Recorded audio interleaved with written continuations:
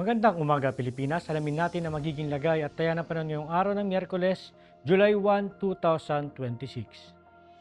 Para sa ating synoptic situation, ang ating ang minomonitor na low pressure area ay naging isang ganap na bagyo na nga kaninang alas 2 ng madaling araw. Ito ay huling namataan kaninang alas 4 ng umaga sa layong 115 km west-southwest ng Abukay, Bataan. Ito ay may local name na Henry. At ito ay may lakas na hangin na 45 km per hour malapit sa gitna at may pagbugso na umaabot ng 55 km per hour. Ito ay kumikilos northwestward sa bilis na 25 km per hour. Samantala, pinapalakas naman ito o hinihila ang hanging habagat na siyang nakakaapekto dito sa may western section ng Southern Luzon, Visayas at Mindanao.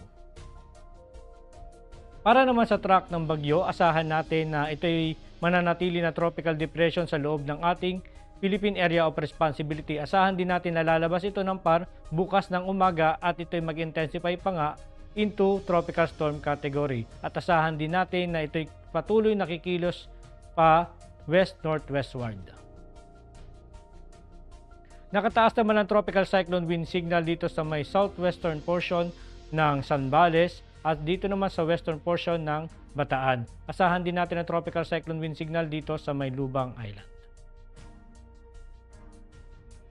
Para naman sa ating general area forecast, dulot nga ng bagyong si Henry, asahan natin dito sa may Zambales at Bataan ang rains with gusty wind. Samantala naman, asahan naman natin dito sa Metro Manila, Calabarzon, Bulacan, Tarlac, Pampanga, Oriental Mindoro, Occidental Mindoro, Marinduque, dito sa may Western Visayas, sa may Central Visayas, at dito sa may natitirang bahagi ng Mimaropa, ang maulap na kalangitan na may kalat-kalat na pagulan, pagkulog at pagkidlat, dulot ito ng bagyong si Henry at Southwest Monsoon. Samantala sa natitirang bahagi ng Luzon at Visayas ay makakaranas naman ng bahagyang maulap hanggang sa maulap na kalangitan na may pulupulong pagulan, pagkulog o pagkidlat.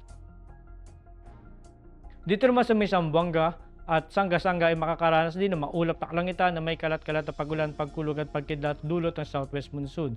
Sa natitirang bahagi naman ng Mindanao, asahan naman natin ang bahagyang maulap hanggang sa maulap na kalangitan na may pulupulong pagulan, pagkulog o pagkidlat dulot naman ito ng mga localized thunderstorm.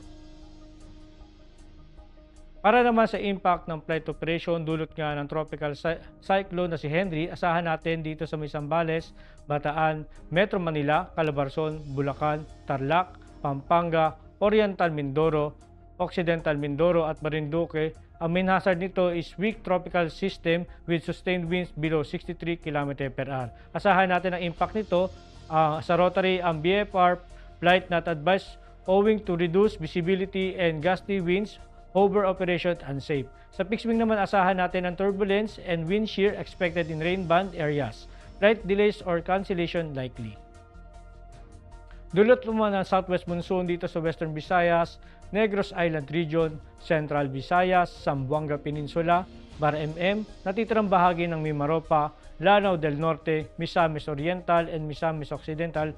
Ang main hazard naman ng Southwest Monsoon, asahan natin ang moist southwesterly flow, producing rains and gusty surface wind. Ang impact nito sa Rotary, asahan natin ang reduced visibility and gusty wind, limit BFR and low altitude operations, wet helipads, increase operational hazard.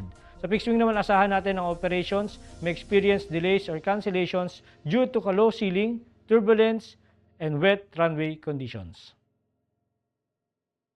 Para naman sa localized thunderstorm na sa natitirang bahagi ng ating bansa, magkakaroon tayo ng main hazard na afternoon convective development producing gust fronts and heavy rains. Asahan natin ang impact nito ang downburst strong gust and reduced visibility, pog significant hazard, avoid flight in Charlie Bravo activity. Sa fixed wing naman, asahan natin ang severe turbulence and wind shear likely during arrival, departure phases. Aircraft may experience temporary delays or require diversions. Para sa ating astronomical information, ang araw ay sumikat kaninang 5:31 AM at lulubog mamayang 6:29 PM. Meron naman tayong 98% decreasing. Para maging updated sa lagay at taya ng panahon, ipalo lang aming social media accounts ng Air Force Weather Center. At yan lang po lagi ng ating panahon ngayong umaga at sa ngalan ng aming commanding officer na si Colonel Hermelino T. Caliburan Jr. Philippine Air Force, isang pagbati po sa Hukbong Himpapawid ng Pilipinas. Happy 79th Founding Anniversary. At ako po si Staff Sergeant Edmar B. Sagadraca Jr., Philippine Air Force, Weather Broadcaster ng Air Force Weather Center. Muli magandang umaga at maraming salamat.